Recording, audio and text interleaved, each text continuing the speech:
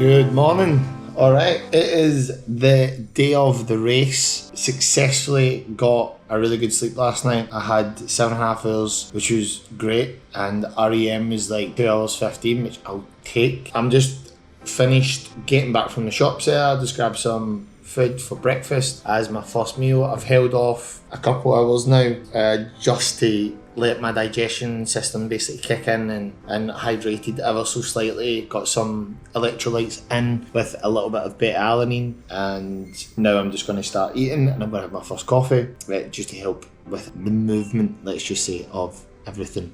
So what I'm going to do for my first meal is I'm not going to do anything crazy in terms of trying anything new, so I'm going to stick to foods that I've already been eating since I've been here. So I'm going to have these onigiris, which is just rice with seaweed and some filling in it. I've had a few of these now, so I know these are good digestion, and having two, this is going to pack me with about 70 grams carbs, which is great, while keeping fats pretty low. I'm going to have a banana just for a little bit of fruit potassium.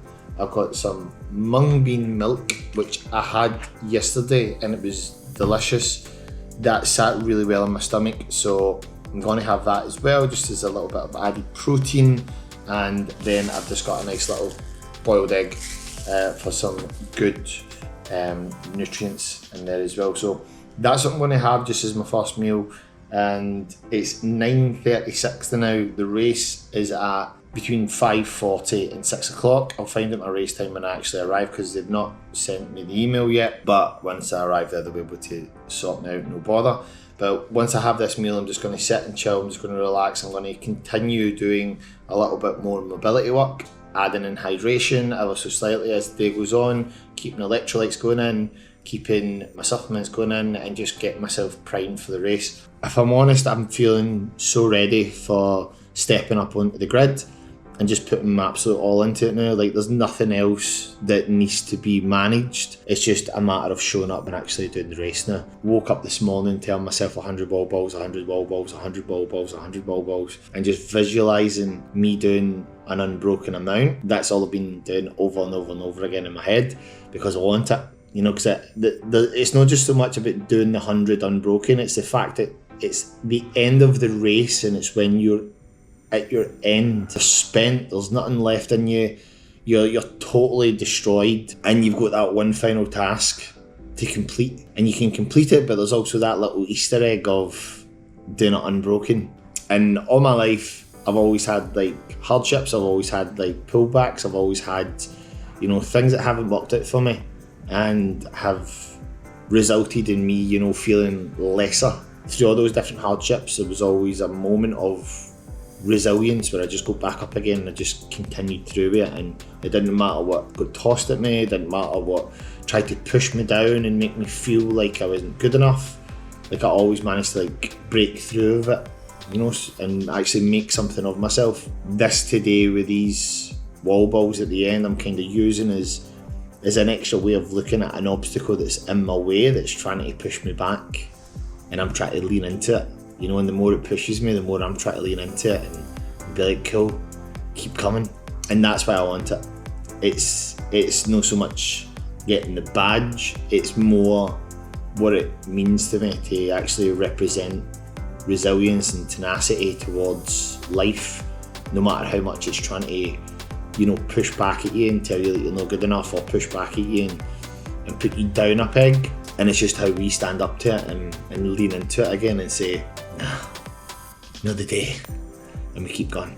So that's my setup for today. I'm going to have this, we're going to go after it, we're going to absolutely represent Scotland back home, and also for everybody else out there that's, you know, been going through some tough times and maybe feeling like they're not as good at something, and this is to show you that you are.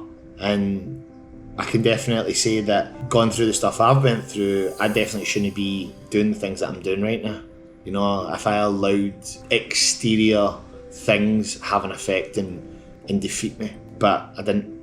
And now we're in Taiwan, we've got our next HYROX Pro event to go and smash, and we've got 100 unbroken wall balls to complete. It's time to step up, time to sharpen the tools, it's time to get sharp, and go and dominate. Let's do it, man. Come on!